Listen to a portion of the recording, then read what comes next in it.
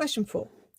Solve the inequality x squared add 3x minus 6 is greater than 4x minus 4.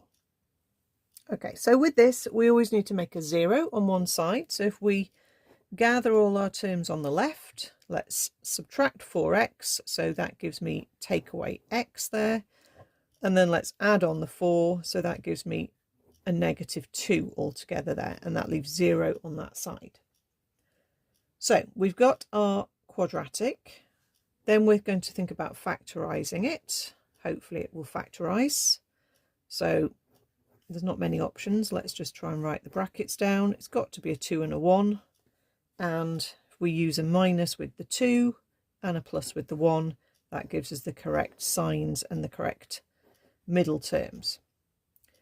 At this point, the crucial thing is to then remember that the brackets give you what we call the key values, which in this case would be -1 and +2. Okay, the values that make the brackets 0, as if you were solving the end of a quadratic equation. What we're going to do is think about the graph of y equals x squared take away x take away 2, and that graph would be the classic x squared shape, and it would pass through the x-axis at the key values of -1 and 2. So then when we're looking for where the graph is above 0, we can see that the graph is above 0 here and here, these outer bits. So that's when x is greater than 2 or when x is below -1. Okay, you have a mode on your calculator which lets you do inequalities.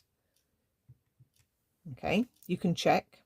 You obviously can't just use this, but you get to the quadratic inequality you're looking for, find the pattern that's the right pattern, which is number 1 here.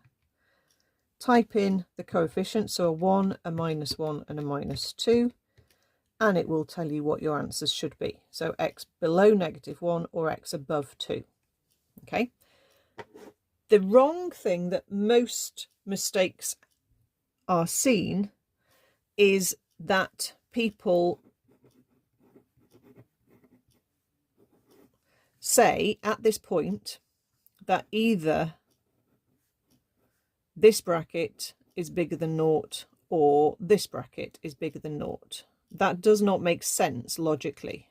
Okay, that either or only makes sense if you're equaling 0. Okay, if you've got two things multiplying together and the answer is greater than 0, those two things could both be negative. Okay, or they could both be positive. So there is no logic to saying if two things are timesing together and the answer is greater than 0, either one or the other has to be. It makes no logic sense. So please do not write that. You will just immediately get 0 marks at that point of the question. Okay, you've got to think of it as, where is this graph going to be above 0? Okay, and it's actually above 0 at these two outer regions.